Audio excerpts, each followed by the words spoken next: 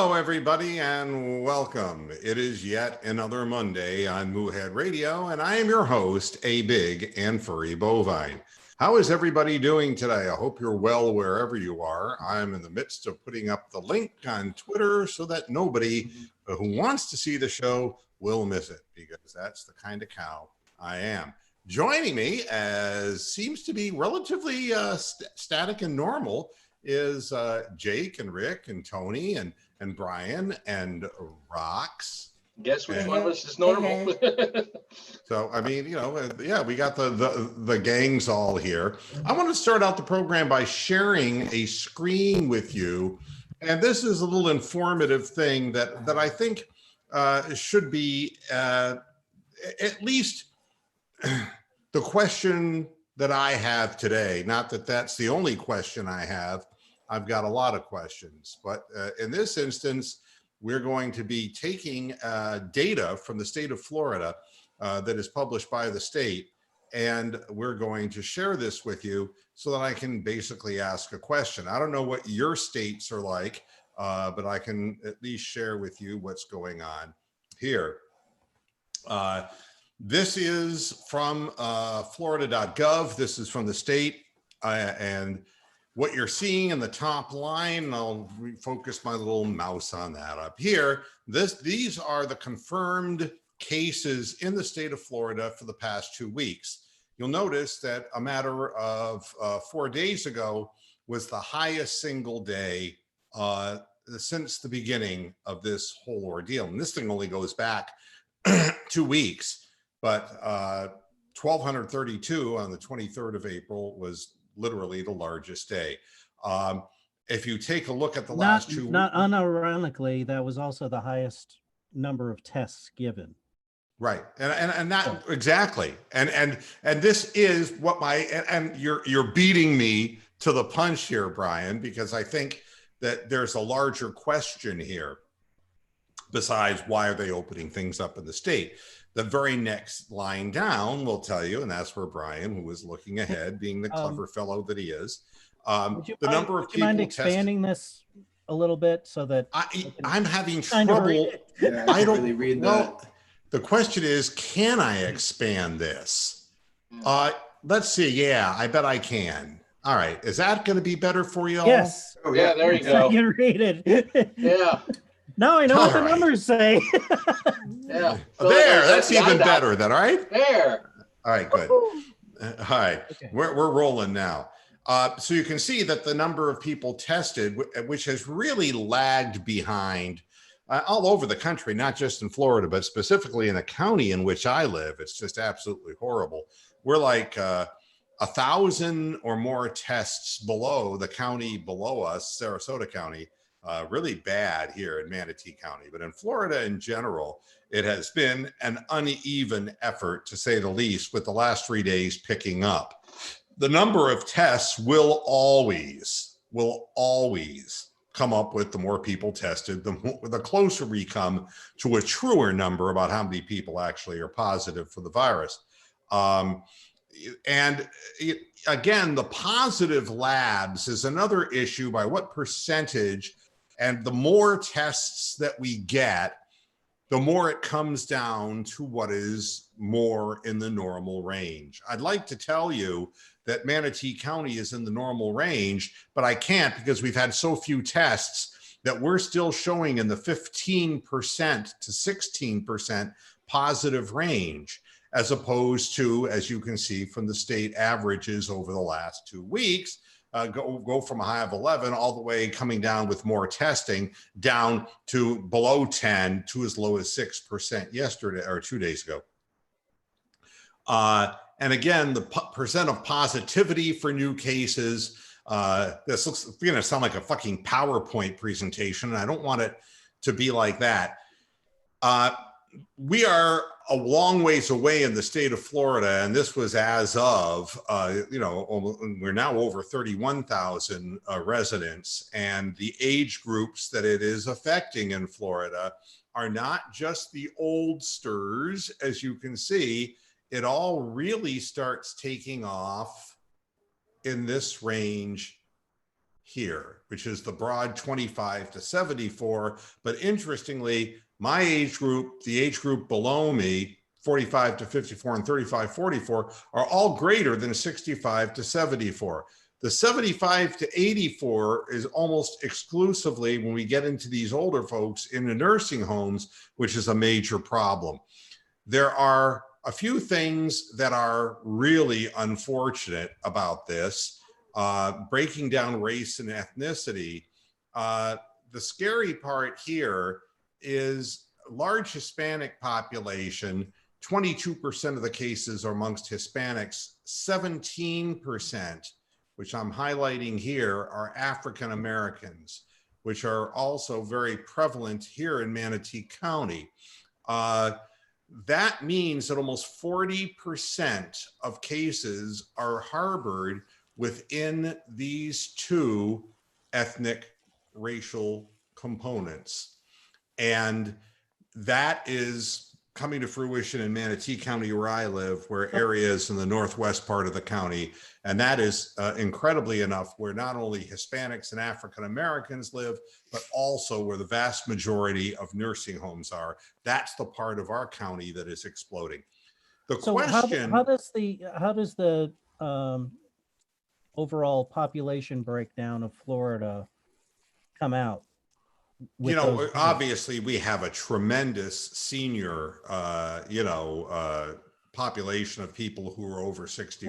Well, no, but I was just talking specifically about white Hispanic, white, not non-Hispanics, Hispanic, and then blacks. How does that break down in Florida? Because I know that in my state of Arizona, the majority, it's probably 51 or 52% are actual Hispanics. The devastation here is that Florida is what they call a hospitality and service state. Restaurants, hotels, the Hispanic population very much doing labor that takes all forms: construction, landscaping, yard work, and African Americans who are looking for work in a lot of instances and are working in a different end of the service sector, which would incorporate nursing homes, which would incorporate, people who are, doing work in restaurants. And they're saying that there's going to be 28% unemployment in the greater Sarasota, Florida area because of the fact that it is so tremendously dependent upon hospitality, hotel, and restaurant business that, and these are low-paying jobs to begin with. And these are, of course, the people who can least afford to get sick. So everything is kind of like a perfect storm converging. This is all statistical. This is not political. Ron DeSantis, who is the governor of the state of Florida, who is a Republican, is opening up the beaches, and some people are asking why. That would be one question I would ask. The bigger question is, in the numbers that we were talking about as far as testing is concerned, how do you get a handle on a problem if you don't know how many cases you actually have? And the more testing that we do, of course, the more accurate a picture that we can get about what the true effects of the virus are, who it affects the most, and whether or not we're really in a turnaround situation or not. Today, the White House declared that the federal government was the absolute last resort for testing, which is, to me, an inconceivable position to take when there are so many states that are lagging behind. I mean, and I think both Democrats and Republicans have problems with the governors of their states, and putting the singular most important element of getting to safe haven, which is testing up, we're leaving in the hands of governors and individual states. Some are more efficient than others, but because somebody is a resident of a given state doesn't mean they should be condemned to the incompetence of the leadership within that state. And it seems incredible that the federal government, in an attempt, in my estimation, to deflect things to the state level so that there is somebody else to point a finger at, I don't see that this is an efficient way of doing this. I think we should all be working together. And I don't think it's one side or the other. I think we should be doing everything we can to row in the same direction to get more goddamn tests out in the field. And this is the thing that has been worrying me the most, because I've been watching how slowly the testing is coming in here. And we have such a vulnerable population between the minority elements, the age, the senior elements, and people of lower income. Believe it or not, Florida, I know what you're going to say. You're going to say, well, geez, where you live, Mark, and ... And it's like, you're right, Brian. Where I live is not the same as what is 20 miles away from me. Take a spin down to Newtown over in Sarasota, and you'll see abject poverty. You'll see abject poverty in Northwest Bradenton. Florida, in and of itself, what keeps the cogs moving in the whole system are low-wage employees. I mean, that's the fact. It's always been the fact down here. So you have the retirees, and there's two elements of retirees realistically that are virtual extremes. Those who live in a place like Disneyland, piggybacking on that, you know, the majority of those workers are not making mid 50s at working at the park. I mean, you know, it's all hospitality. Everything's tourism is what you're pointing out. Absolutely. The These are median not household income and Disney is $38,000, I think. Last time I checked. Say again, Jake? The median household income is like $38,000, a little above, in Orlando, right around Disney. Try living in this area for that kind of money. I mean, I can tell you honestly, having had a niece who was looking for an apartment, she could only afford a room. For a little room in a shared house with 2 or 3 other people, they were wanting $800 a month. They want $1,300 a month, bare minimum, for an 800 square foot apartment that is a converted hotel room, in essence, that was a studio hotel room. And for a real honest to God apartment, they want upwards of $2,000 a month or more. And so the population in Florida is very transient for that reason. We don't have people come here for the sunshine and the sun and the fun, and they quickly realize they simply can't afford to live in it. And if you go outside, if you go east of where I live toward the center of the state, there's nothing there. You go to Mayaca, there's nothing there. I mean, nobody's going to live in Mayaca unless they want to get eaten by alligators. A few anacondas and a few alligators. That's right. I mean, and there's maybe a bushmaster. And the people who build apartments are building apartments for retirees. But like I was going to say, there's two distinct classes of retirees. The people who live in the mobile homes in Bradenton who can't afford anything resembling housing or apartments or condos. And then there's people who would fall into my category, who are retirees who maybe were more fortunate, who can afford homes or condominiums. And that's what they're building, are homes and condominiums for wealthier people. And it keeps pushing everybody out to more extremes in the counties. And in our county, that's in the Northwest End. And those areas are statistically not really safe to live in either, because it is a rough area. Sarasota and Bradenton,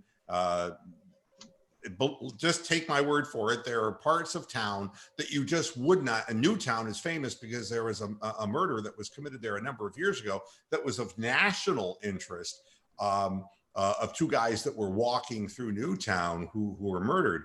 It is an unfortunate part of the Florida experience. But I wish that the government would do something to step in.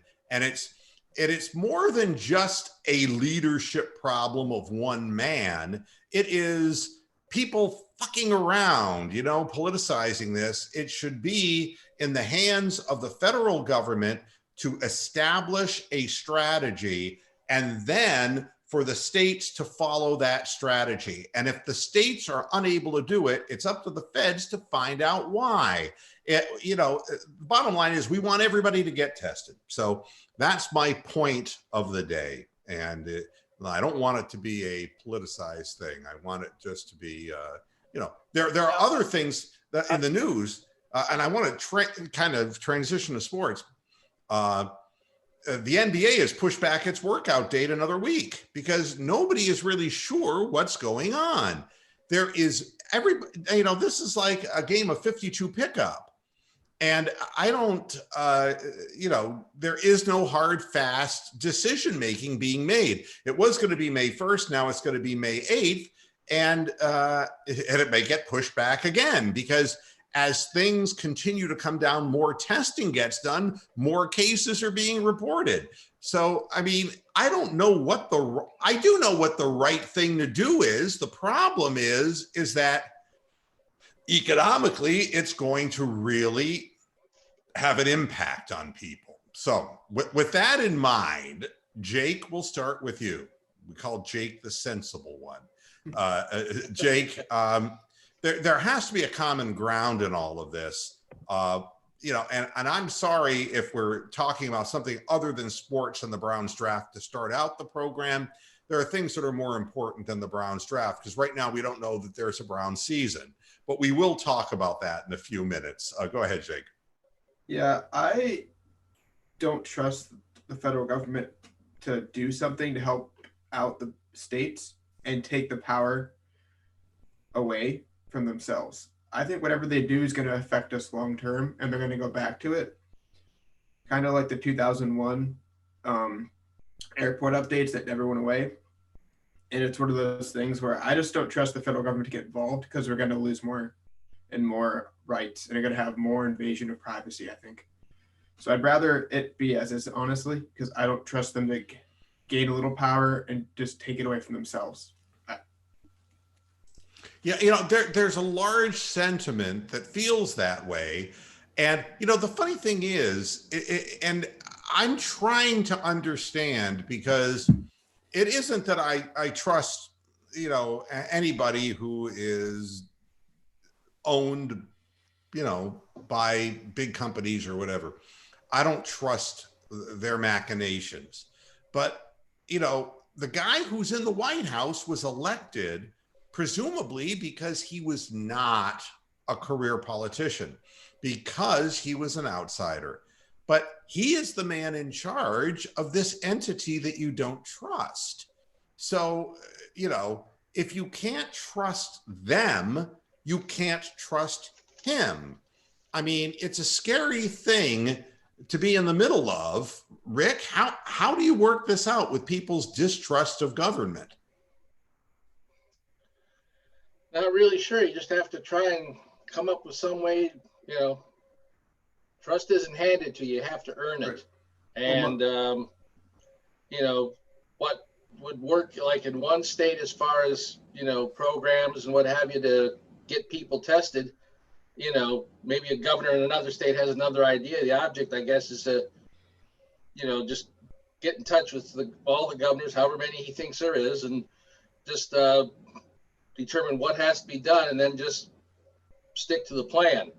But doesn't it make sense that the governors somebody should not be punished if they live in a state where the governor is not as resourceful or smart as a governor in another state? We are the United States of America, and nobody should suffer because they're living in, Michigan, we'll use an example, where Whitmer is making a lot of enemies, or that DeSantis, who's making a lot of enemies in Florida.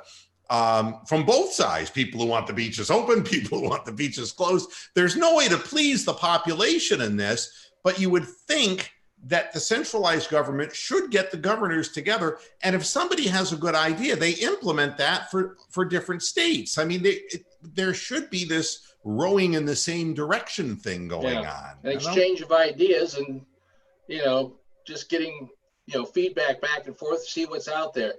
Drop the words Republicans, drop the words Democrats, go back to what you were before you became either one of those, a human being, and just take care of the other human beings. Or be Americans, for goodness sakes. Because there's a concept. Yeah, I mean, and that is and should be the concept.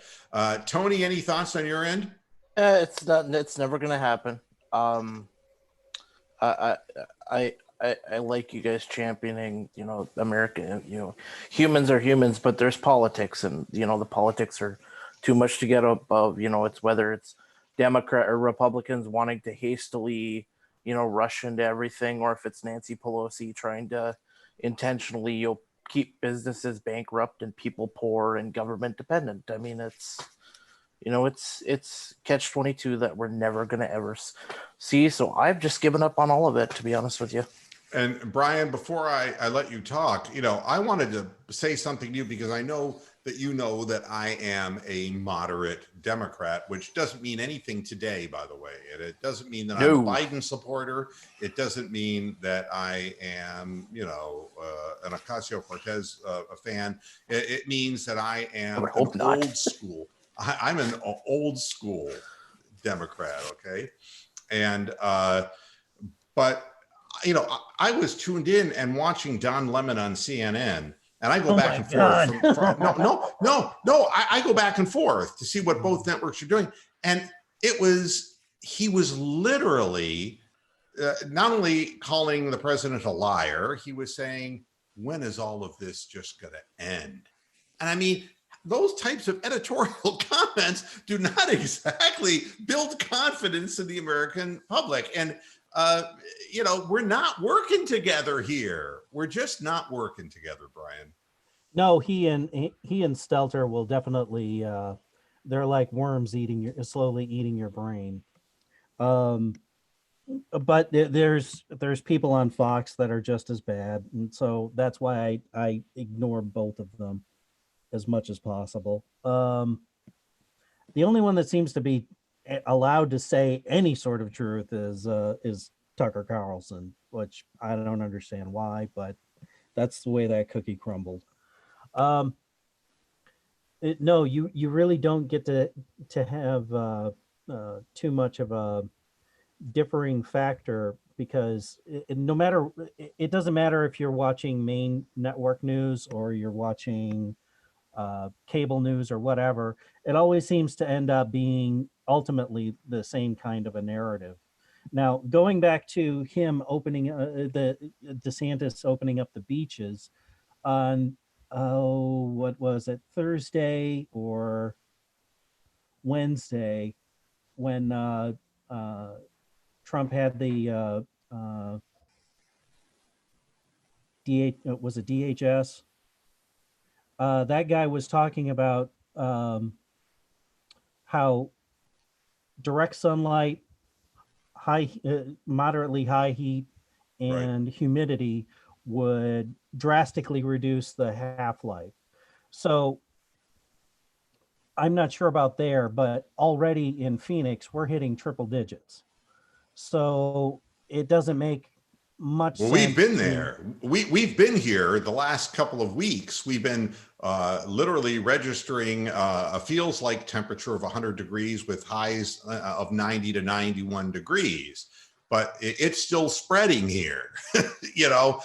There's more to it than just that, I think. I think if you bombard something, but if you're going to be outside, I can't think of a better place than being on the Gulf side, especially where you're not going to have a lot of you're going to be able to really kind of use the water to kind of keep the shit off of you. That's why it didn't make any sense to me why they would in California they arrested a lone surfer. That's foolishness. I mean, it's like walking through the neighborhood. I see people, I'm riding my bike and they're riding a bike with a mask on. And I say, there's no science to support that. Rox, I'm saving you for last for a reason. Are you with us? Maybe not. I am with us. Okay, yes. good. All right. Yes, I'm one of us. Yeah. Behind the curtain there. Your story, Rox, which I'm not going to get into great detail, but you're here and you have a different perspective because you were looking to find a job here, and now you're one of the jobless masses here in Florida. If you were forced into a choice to have a job where you earned what you could in the environment that we're in, but it would require you to go out in where we're at right now in Florida, what would you do? I would do whatever I had to do to make it financially. However, I would be extremely nervous about going out there and working for just a minimum amount of money, considering the risk. I mean, I do have pre-existing conditions that if I were to be exposed to a virus, it could be disastrous. So I would really have to weigh a lot of things before, in consideration of any job that I would take. I mean, and there's so many things about this. I mean, thank God my immune system is pretty damn good, but I'm of an age where, we're all at risk when we get to be a certain age. And for Rock, she has her own set of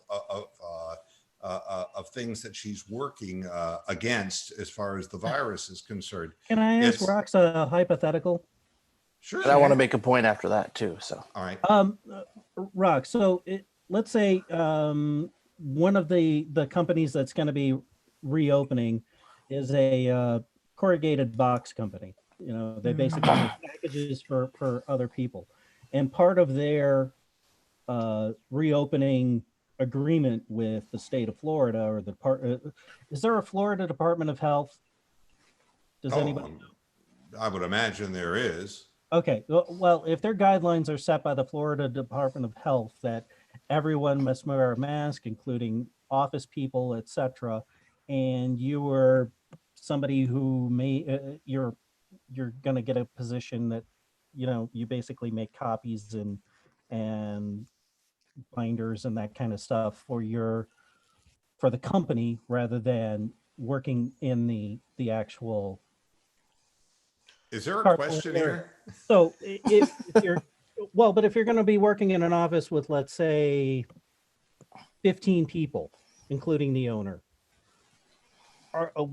and everybody has to wear a mask, are you going to be less prone to go and do that job or more prone to do that job? And let's say it's going to start out like 12. I don't know what the minimum wage is in Florida, but let's say it starts at $12.50 an hour.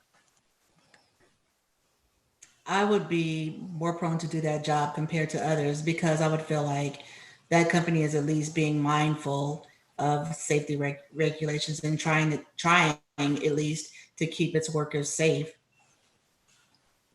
I mean, and that's, I think, the way most people would look at it. The problem is that this thing can rush so quickly. They found out in Waterloo, Iowa, at the Tyson plant, how quickly this thing can get out of hand. Tony, you wanted to make a comment, then we're going to move on to the Browns draft. Yes, Go right ahead. we talked, Roxanne, we're talking about working. As we all know, I got laid off from my job last week for 30 days. I got a call this morning after I had filed unemployment that it's being extended to 90 days because the airlines were in trouble. I got approved for unemployment this morning as well. With the extra $600, my unemployment, I normally would take home about $1,300 a paycheck. I'll be taking that home a week right now. That's after taxes. So why would anybody want to go work for the next 3 months when you can sit at home, collect unemployment, and get paid triple the money you would make, quadruple the money you would make actually going to work for the next 3 months? I'm not sure if that's true of everybody. That's the state of Minnesota, at least. I mean, I don't know about Florida and other states, but that extra $600 it packs on, the government. It pays some bills. We're going to move into the Browns draft, which is now complete. And I'm going to have plenty of input from my crew on this. It's not that there were, you talk about 6 guys, and you can argue who's going to be good, who's not going to be good. The Browns were fairly logical, I think, in the, you know, in the positions that they went after with the tackle, the safety, beefing up the defensive line, grabbing a linebacker who, I'm not sure that Phillips is the guy, but the Browns did pass on Bond, the kid from Wisconsin, in fact, traded out of the position to end up getting Harrison Bryant in the 4th round. And if I'm correct, then going into the 5th round and getting Nick Harris, who is they're thinking maybe the eventual replacement for J.C. Treader. And then moving forward in this and getting a 6th round pick, Donovan Peoples-Jones from the University of Michigan. If you had to take any of the guys, and we'll start, we always like to go frontwards, then backwards. So I guess let's see, according to my little, all right, we'll start with Rick here. Rick, who's the name you like the best of the 6? I think obviously it'd probably be the first pick of Wills, because that was probably the most needed position that, we were looking at. We were trying to find someone, because, you're never going to find the next Joe Thomas. You'll just find the first, whoever that person's name is. But the thing we wanted to do was to make sure that we had somebody on the front line to protect Baker Mayfield's blind side. And that it seemed like finding an offensive tackle was priority 1 for this year. Last year we did all the, all the trading and the shouting and screaming and dancing and all that stuff. And we were just trying to make a big splash, and we didn't really get players that we needed last year. This time we looked for players that was going, we needed to fill some holes, and we got it done. So I think Wills is going to probably make probably the biggest impact if he's able to start right away, and if he's able to make the transition, however rough it may be, from right tackle to left tackle. That's probably going to be the biggest challenge for the coaching staff. All right, Tony, you have a feeling? My favorite guy that you drafted is the tight end. I think he's a nice catching tight end who can block. Wells is a nice guy. Going to be a nice player. Assuming he can make the transition. I'm not so sold on Peoples-Jones. Definitely not so sold on Delpit if the outlook is that he's a safety who can't tackle. That's a bit of a problem. That's a question, yeah. Yeah, says it was his ankle sprain that kept it from that, but that sounded like too convenient an answer. Well, he came out like the mouth that roared. So they're going to have talking like Dion. But let's see if he plays like Dion. Yeah, well, I mean, it's all look. I mean, he can talk to Greedy Williams and find out what it's like to make the step up from collegiate football to the professional ranks. Right. So you like? I like the tight end. end. I think he's going to be a really nice player in the league. All right, and the only question about him is, Florida Atlantic, he was rated the best tight end in the country and won an award for that. The question is whether he has the mass or size to be as effective a blocker at this level. And, he will be able to catch the ball. He's got a quarterback who's accurate. So he's not going to have to contort too much to get the ball in his hands. But the only question with him is size. Brian? Just quickly, I think Stefanski sees him as a Kyle Rudolph. Rudolph's not the best blocker, but he's an insanely good pass catcher. Like, you can throw the ball anywhere and he'll grab it. So that's where I think Stefanski looks and sees this Bryant kid, is that, we're going to have Hooper here for a while, but boy, would it be nice to have another Hooper on the field. Yeah, if that's going to make Njoku now expendable. Oh, Njoku. No, they signed him. They signed him for the 5th year, and they're saying they're seeking an extension with him. Yeah, be interesting. Sounds like they want to try to maybe run first, pass second this year. We'll see. Well, I mean, he could be. This kid could be replacing Carlson on the roster. So, who would be like an undersized tight end? These At, are I mean, years with 10 tight 2:30. ends. Yeah. the thing about Njoku that you can't coach is just the size of him. He is a red zone threat, and it's a problem that the Browns. It was really when he got hurt. You know, and God only knows the way Kitchens was calling plays around the goal line. It was erratic, to say the least.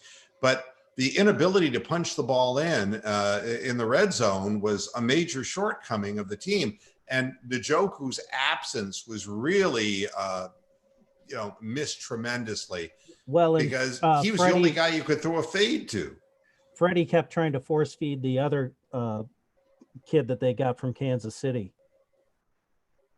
The 6'7" Harris. guy. Demetrius Harris. Yeah, Demetrius Harris. Yeah, and Harris didn't have the hands. And I'm not saying Njoku No, the ball had great kept hands. skipping off of him. But I can say this, that Njoku is more than just tall. He's athletic, and he can go up after the ball. And, you know, the one thing I think that Stefanski is smart enough to know is that, you know, if you're really using tight ends and running backs within your passing scheme, and, Tony can talk about this ad nauseum, having watched it last year in Minnesota, that, it's going to be challenging enough to divide receptions up between Landry and Beckham. The third receiver on this team, wide receiver, becomes far less important. And it's one of the reasons why the Browns didn't even draft a wide receiver until the 6th round. And when they did, they drafted a guy with 4.48 speed as opposed to And Rashard Higgins. mainly known as a returner. Right. And, but as opposed to a Rashard Higgins who ran a 4.64 and had trouble getting separation at the professional level. The story that's being told inside by people in Cleveland, as much as not getting along with Freddie Kitchens may have not endeared him to a certain group of people within the organization at the time, the problem with Rashard Higgins had nothing to do with his hands. It had everything to do with how quick he was out of the break and his inability to get separation, and the inability of the Cleveland Browns offensive line to buy Baker Mayfield the additional time to wait for Rashard Higgins to get into a position where he had that chemistry. That chemistry was developed last year because he had time to throw, and that hasn't been the case last year. So that's why Rashard Higgins remains a free agent. That 4.64 is something that damn close to what a fucking lineman nowadays would run. It's not enough. And you can find many other third wide receiver options. And, JoJo Natson was a guy we got in free agency who caught 2 passes in his collegiate career, but is a punt return specialist. And then we have, the guy Wasn't from it Wirfs Michigan. that ran like a 4.8? Who? Wasn't it Wirfs that ran like a 4.840? Yeah. I mean, when you're a wide receiver running a 4.64, that's not good. That's not going to get you being there. chased down by Jerry your Rice ran own a tackle. 4.6. Right? You're getting passed by your offensive tackle. That's not a good look. Brian, does one of these names really stand out for you? I would say Wills, actually. And I don't buy this whole, Grant Delpit can't tackle. Go look at his other fucking highlights. He's on quarterback sacks. He's taking on running backs. He's doing tackling wide receivers. He's tackling on the end arounds. Well, One season doesn't a career make. no, and I'll tell, and that's true. Could be true of Joe Burrow in another respect. I mean, one season does not a career make. But the thing about safeties is that if you're not getting a push from your front line defensively, nobody is going to look good in the secondary if people have forever to work against them. That's to the advantage of the offense. And the Browns have not been able to consistently find a way to opposing quarterbacks. And that is the other thing. I mean, I look at the Browns and I say, what are the biggest shortcomings? And, it's like, well, obviously protecting the quarterback was a huge one. but and the coaching, of course, was horrible last year. But from a defensive perspective, if you're not pressuring the quarterback, if you're not forcing the quarterback into prematurely throwing the ball, or to trying to rely on his eyes to analyze more quickly than his head, in essence, your secondary guys, your cornerbacks and your safeties are not going to get turnovers. And that's been the problem with the Browns. They just haven't been able to get other teams off the field because the quarterbacks don't feel heat. And you get a guy like O'Grady Williams, and they're going to be exposed as rookies, because if you have veteran receivers who are working on these guys and they have time to, to get on the same page as the quarterback, because the quarterback just sidesteps and he's still in the pocket waiting for somebody to break open, the safeties who are, initially going to take, pockets away and zones away from people, everything shifts and fades the longer the quarterback stays in the pocket, and the safeties lose track of where they are and where the receivers are. So, a guy like Delpit is a big play player, but only if he's getting help, Injuries and suspensions had a lot to do with that too, with the lack of pressure. Well, I mean, yeah. When Olivier Vernon has been, when you're in week 14 and you have to sign guys off the fucking street, that's a big problem. Yeah, Olivier Vernon has been brought back, and this is something that he was hurt, and you would hope that maybe he'd be healthier, and I think that he can help, and and Myles Garrett is going to hopefully help. And, but the other thing is the linebackers, which we're still very short on, it hurts us because our linebackers were not getting good drops on receivers, and tight ends were eating us alive. And they were not quick to react to running backs and getting into the backfield and stopping plays behind the line of scrimmage. So our linebackers blitzing, what were the stats for quarterback sacks that we got from linebackers? That it's like Zippo, because every time we would call blitzes, they just get stuffed. It just wasn't working. So Jordan Elliott is the defensive tackle who we decided on. And I'm not so sure that, in round 3, that's a bit of a reach. They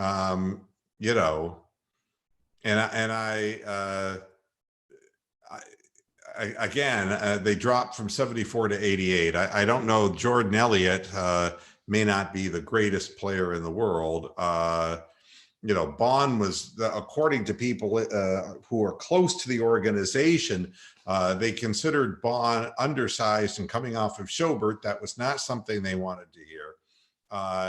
He fits into a 4-3. That's where he went in New Orleans. And he also had surgeries to repair a torn meniscus, and he had a Lisfranc in his foot. So that's not real good either. Elliott is probably going to be, again, part of a defensive line that is by committee, they're hoping that maybe he'll become Ogunjobi-esque, whatever that is. The people who are statistics freaks, PFF, they love Elliott. All right. And in the third round, they say it's a steal, and the analytics people are all going to agree with this. But when the rubber hits the road, we're going to find out. Jacob Phillips is the ultimate stretch, another LSU guy.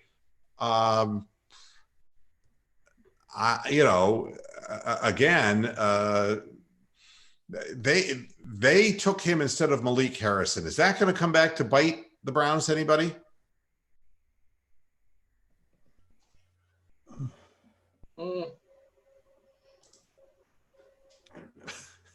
Is this in comparison to the other teams in the division and how they work their draft and rebuilt their teams? Or you have a choice between Malik Harrison and Jacob Phillips. Do you think that is going to make a damn bit of difference? Do you think either player will be impactful at all in the NFL level?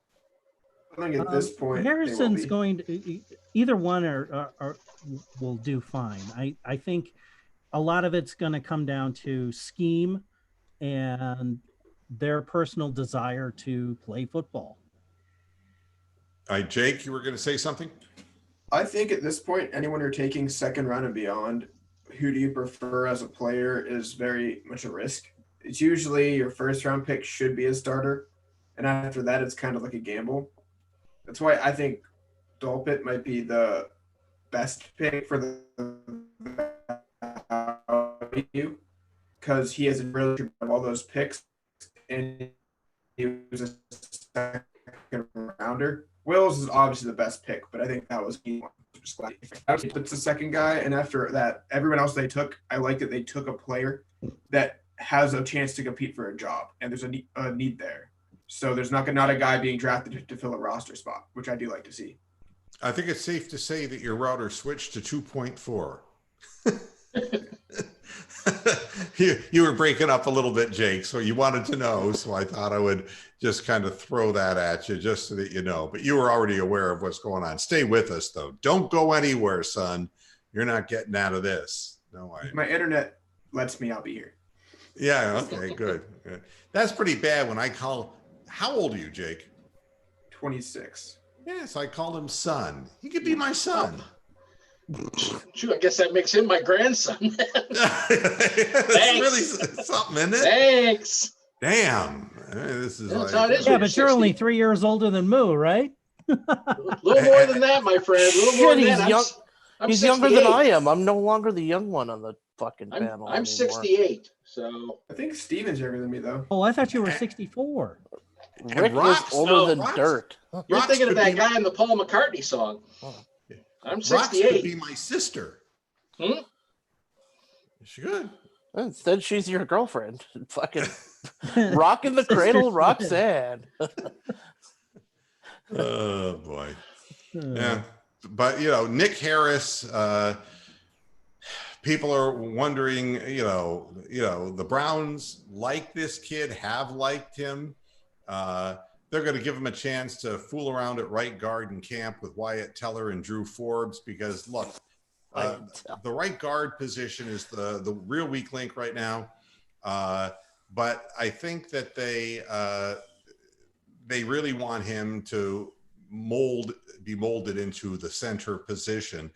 He's a little bit undersized. He is athletic, but he's a bit undersized right now, and they're going to want him to pick up technique. And Shredder is a great guy to learn from on so many levels, and not the least of which is a desire to play and playing hurt and still doing a good job. So, I don't mind a pick in the 5th round to shore up, the problems I had were with, I keep forgetting the guy's name, the guy who we ended up blowing off because he was our 33rd pick or some such thing. Didn't they trade him to LA? Yeah, he ended up on the Rams.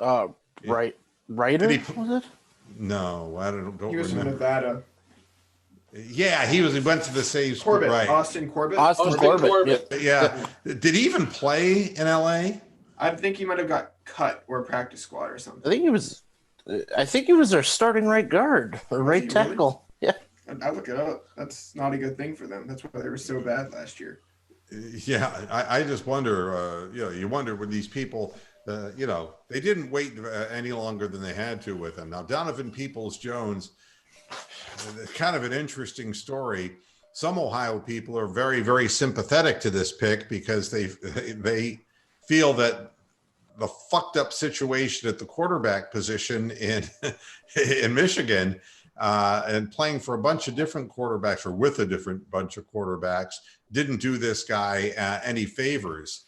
And there's some people like Munch Bishop who were saying he's going to be a bust because he was a fucking Michigan Wolverine. Fucking go Buckeyes, apparently, once Yeah, well, how come we never pick Buckeyes? We're always picking a Michigan guy. Yeah, no, you know who does pick Buckeyes? The goddamn Ravens and the fucking Steelers. And they end up all pros. Yeah. Or they end up with broken necks, one of the You two. get the Yeah. people with Braylon Edwards syndrome. Peoples Jones has some size. What is he about? 6'2", 6'3", 212 pounds. The problem here is that he doesn't really run crisp patterns and routes. He's you know, and it doesn't really run quite well enough to play outside as a professional, but he's kind of slotted as maybe a big slot receiver. You know, he's athletic and he's got size, but he's a long shot in my estimation, an absolute long shot. And the other thing is that the receivers that the Browns have, it isn't good. It's the same crew that we had that just didn't do dick last year, the Damian Ratleys. And the only good news about that is that the third receiver doesn't seem to matter to Stefanski. Yeah, and they re-signed your favorite player, Cardell fucking Hodge. Yeah, Kadero Hodge is a guy who, again, length, you know, but he's not going to get reps on the field. I mean, we're going to be shuttling in, theoretically, 3 tight ends in and out of the game. I mean, we're going to have run formations and you know, we're going to have position conditions where, you know, tight ends become receivers. It's the number 3 receiver is not going to see the field. I really don't think. Looking at what other teams did, and I know that the Ravens had a good day 1 of the draft and a good day 2 and day 3 of the draft, especially a good day 2. You know, it's probably the best late round pick, I guess. You know, Geno Stone from Iowa, the safety, went at 219 to them, and he was a PFF's 53rd ranked player.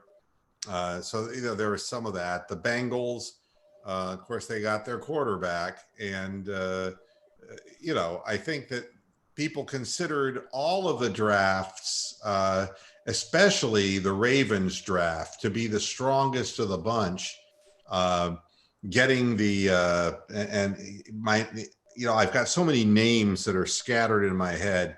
The linebacker that they picked up, and then J.K. Dobbins obviously fell into their lap. The Ravens have been, you know, and Dobbins is a guy who I think could do very well for them, because with the threat that they have at quarterback and the type of running game that they run, there are holes. And my question about J.K. Dobbins was really, would he have the burst to hit that little narrow hole? But there are big fucking gaps when the Ravens run the football, and that could be a good pick for them as well. And he does not change direction either. He goes forward. So if it's there, he'll find it. And it gives them a home run hitting running back. They don't just have to rely on Jackson to run 75 yards for a touchdown. They can actually do it with a running back. Right. And, you know, I think that and the Steelers, I really didn't pay much attention to the Steelers. It was mainly the Ravens I was paying attention to, because they just draft so solidly. And they don't go up, they don't go down. They just kind of hold their ground, and the people they want seem to fall into their hands. And I don't know how that works, but I think the better you get, all right, and, you know, right now, their quarterback situation is taken care of in Baltimore. And with that in mind, they're able to build other parts of their organization. And we haven't been able to get past that point. And I think that it becomes easier to draft when you've got more positions already filled than being constantly searching, like the Bengals are always constantly searching, or the Steelers, who have, you know, a 38-year-old quarterback. Yeah, the who Steelers didn't do much. They got a nice receiver in Claypool, and they got a decent running back in McFarland, but they needed a quarterback. If Pigpen gets hurt again, they're going to be looking at Mason Rudolph, Paxton Lynch, and Devlin fucking quack Hodges again. well, I really wonder if those two guys are even going to be on the roster. Quite honestly, I don't. But the national analyst said the Browns did very well, and I think what they did was logical. So they have exercised, Garrett, and they have exercised Njoku, 15.5 mil 15.1 mil for Garrett and 6.4 mil for Njoku. And they insist that Njoku is still in their plans. But I believe in a role that is more befitting of what he's done, which is to be used close to the goal line and, to put him in situations where athleticism are more important than just hands, because I don't think he's a reliable enough guy to catch the ball consistently. I still think Njoku is going to be one of those guys. It's going to be the, if we have one, the preseason final cuts. I think they've got 35 million in cap. I don't know how much he's making this year, but I think, for one season, I think they'd be willing just to eat that at this fucking point. Well, It's Tony, not going to hurt anybody. Did you keep 3 tight ends last year with Stefanski, or only 2 on game day? We had 3 on the roster. You had the big running back, though, didn't you? We had Dalvin Cook. We had Dalvin Cook. We had Okay. CJ Ham, who was a Pro Bowl fullback. We had, of course, Kyle Rudolph and Herb Smith were the pass catching tight ends. We did keep a third tight end. It flopped between David Morgan, who got injured, and Tyler Conklin. But they were mainly used for just blocking and special teams. And that's So- what So he may do it. Most teams Who did don't they keep bring 3 tight over? ends, so that'd be a rare thing for the Browns. But if it works, it works. So Who did Didn't we we bring? bring in a big fullback here? Didn't Stefanski bring in one of his guys? Yeah, it was the Vikings practice squad fullback from last year. Right. So And then they also traded for the kid from the Broncos. Yeah. obviously he's pretty predictable as far as what he's going to do. Yeah.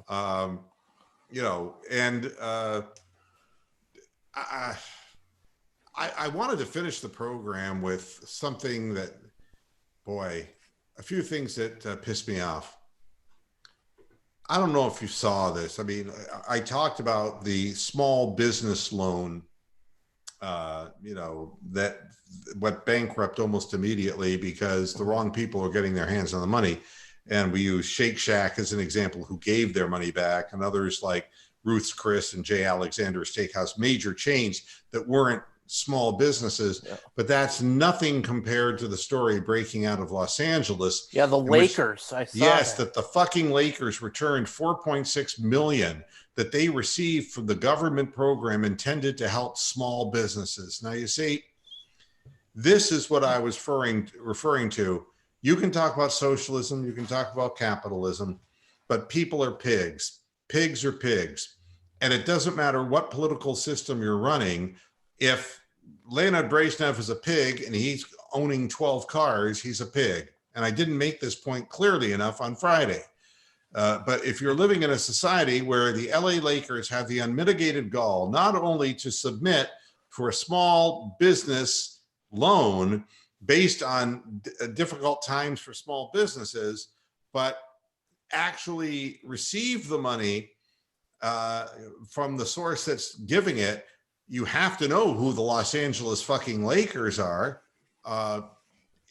These people are pigs, and it makes me, want the worst for the organization. It's disgusting. And of course they gave it back. I mean, can you imagine? I mean, it's bad enough the headline the way it is, and keeping it or giving it back doesn't matter. They should never have even have been trying to get this. Their 4.6 million didn't go to somebody who needed it. Well, it was University of Harvard got some too, and they refused. at first, Right. and then Trump finally said, "Give the fucking money back," and they relented. Yeah, I mean, it's very difficult to enforce fair programs, whether you call them socialistic or whether they're government handouts or whatever you want to call them. Right. It's very difficult to Bernie capitalism. Let's call it what it is. Yeah, I mean, it's very difficult to justify how people are handling this type of shit, and it's the Well, and government. here's a real stickler. Pretty much every Arizona small business got fucked out of that whole program. Mhm. We have 13 private banks. 13. Everything else is was absorbed by a national chain. We prior to this, prior to 2008, we had 85. So yeah, but people can't get the loans. There's no banks to lend them the money, so they all got fucked. Yeah, it's really an unfortunate thing, and and this is what I'm going to say about it and leave it alone, is that it happens in all administrations. All right, and I'm not minimizing or maximizing the current president. I'm simply saying that this kind of pork barrel politics has existed for time immemorial. And if it was George W. Bush with his faith-based initiative, which was all a crock of shit for a bunch of people who weren't paying taxes to begin with, to be able to start up businesses literally that didn't pay taxes based upon their identity as faith-based, to, pork barrel is pork barrel. The Democrats, we all know historically where the pork is in the Democratic Party. It's just, there is no way to overcome greed in any system. The last thing I want to say is I'm so glad that I'm not watching The Last Dance. Michael Jordan had to go ahead and call Isaiah Thomas an asshole. All right. So what Michael Jordan is still doing is utilizing his command over, because his image, his likeness, his name, his history, his legacy, to spit on people. This is an ongoing thing, all because when the Bulls beat the Pistons in 92 and it was over for them, at the run of the bad boys in Detroit was over, none of the Pistons shook hands with the Bulls players. They walked off the court. Worse than Yes. that. They left during the game with like 10 seconds. So Yeah. And They look, walk right past the Chicago line there. They were all set in their chairs and everything, and then the parade just went right by them as the game was ending. and they were just up the road Yeah. from me. I was in Flint at the time, and the whole run of the Pistons, they were nauseating. Bill Lambier, who was defending the action later on today, saying that, oh yeah, I'd do that all over again. He would, the classless idiot. The organization was lacking. The way they played, God only knows. Now I'm trying to remember the guy I hated most. Lambier was the guy that was the easiest to hate, but it was the criminal guy, the guy who would hit people in the nutsack all the time, Mahorn. Rick Pat Mahorn. Rick Mahorn, yeah. Lord. I mean, that's not even, that's hockey. That's not basketball. I don't know what in the fuck I was watching all those years. And those were my early years, 89, 90, 91, fell right into the period of time that the Pistons were winning. And it isn't that, it's the way things go. It's like LeBron James getting blown out 4-0 by the Spurs and having to deal with Bruce Bowen grabbing his jersey no matter what direction he ran, not getting called for it. And, Tim Duncan, the fundamental guy, Manu Ginobili, the whole bunch, Tony Parker. just a better basketball team. And, but the class of it was Duncan, the big fundamental, going up to LeBron afterwards and says, young man, you're going to have your day. And, that's class. All right. That's winning with grace. And sometimes you have to lose with grace, and the Pistons knew nothing about that. And Michael Jordan doesn't know anything about that either. Him sitting there and calling him an asshole all these years later, after you've won everything, Michael, what do you want? Do you want people to get on their knees? What does he want? Wasn't the personal issue between those teams because of Isaiah saying he's the Chicago kid and it's not Jordan? He's actually from Chicago. Yeah, there was all. Jordan was offended that he took over. He's like, I took over your city and stuff, and like they kind of fought for who's the guy in Chicago. That's why Jordan it's personal. Kept him off the dream team. Yeah, that's why it's personal. It's not like they didn't like each other as a team. Those two just didn't like each other.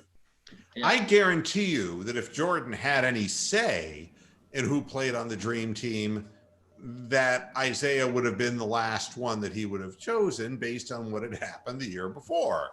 So yeah, he got overruled by Chuck Daly. It's been 19 years. You know, it's been 18, 19 years since that happened. And since then, I mean, Isaiah can look back and say, those are the best years of my life, 89, 90, 91, God only knows. Nothing transferred over to Central Florida or anywhere else that he touched in the collegiate arena. Isaiah Thomas was... what about the fucking Knicks? He screwed them over for 17 years. Yeah, that was absolute disaster. Literally almost, yeah. Yeah, an absolute disaster as far as, you know, somebody in charge of programs or, you know, organizations on a management role. I mean, a very fine point guard. And plus driving through the whole court system over the sexual harassment deal. Yeah. Well, and it seems to me, Tuss, as he was called in the state of Illinois, and you know, he was one of the first hardship cases. So, I mean, you know, I followed Isaiah Thomas through his years, and you know, do I like Isaiah Thomas? No, I never really cared for him. I really didn't like the Pistons at all. And I really don't like Jordan. And they're still keeping this shit alive all these decades later. It's like, you know, there's got to be something better for y'all to watch, you know, than this kind of poison. I enjoy the series. I do enjoy the deep dives and, you know, realizing how big of a piece of shit Jerry Krause was compared to, you know, how fucked up of an individual Dennis Rodman was to, you know, coming up this week, it's going to be a deep dive into the pressure Tony Kukoc had to experience and the harassment he experienced from Jordan and, you know, Pippen and those guys because he was Krause's boy and he was Krause's #1 draft pick. So it's an interesting for sure. You know, Phil Jackson's a fucked up individual too. I mean, well, shooting acid and playing coaching basketball and like back then, maybe it wasn't so evident. Now, I mean, by the time Phil Jackson brought his throne to Los Angeles, it was really quite annoying. Yeah.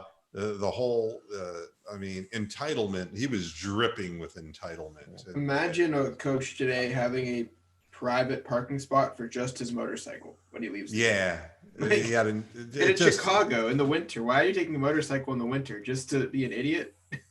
Well, the thing that was funny was that Phil Jackson, when he played for the Knicks, and this is going back to my generation when Phil was a player, he was a all arms and legs hustle motor guy. I mean, no entitlement there. He was fortunate to be on a goddamn roster. I mean, you know, I don't know where it all came from. It really got bad when he got to LA, though. He turned into a real wine and cheeser boy with the emphasis on wine. Yeah, Phil Bradley never really cared for him. Well, no, I think that he is a unique flavor. Oh, I'm done. I think this is a fun show, and I thank everybody for jumping in and helping me out again. And we'll be back again on Friday on Moohead Radio to talk about more. We might have more information on what's opening up, what's not opening up. If people are going to change their minds based on the more testing that gets done, I hope people take a hard second look at this. I really do. Just if for no other reason than maybe redeciding what is essential and what is not essential, and you know, not opening up tattoo parlors and things of that nature. I mean, let's be sensible about this based on what statistics and what facts are telling us, and hope hope that we can silence this thing, because I'll tell you this, Rox and I, we're not going very much of anywhere. I mean, even down here,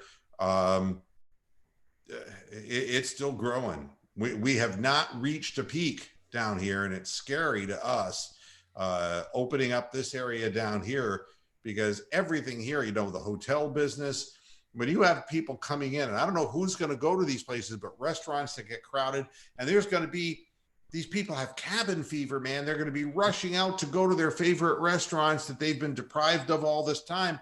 And those places are going to be fucking packed. And it's just the wrong way to approach this. And most restaurants, unless they're really, you know, they're not table turners. Let's put it this way. The types of restaurants that people love down here in Florida are expensive enough that they're not, you know, they're not turning tables multiple times. The idea of distancing, keeping people further apart, they're jamming as many tables in here as they possibly can. Restaurants that are turning tables, my goodness, they're not going to survive. They're not going to economically survive like this. So I hope they just look at the facts and they reconsider all this, and maybe we'll come up with a better plan by Friday. Thanks everybody for tuning in. Back again on Friday on Moohead Radio.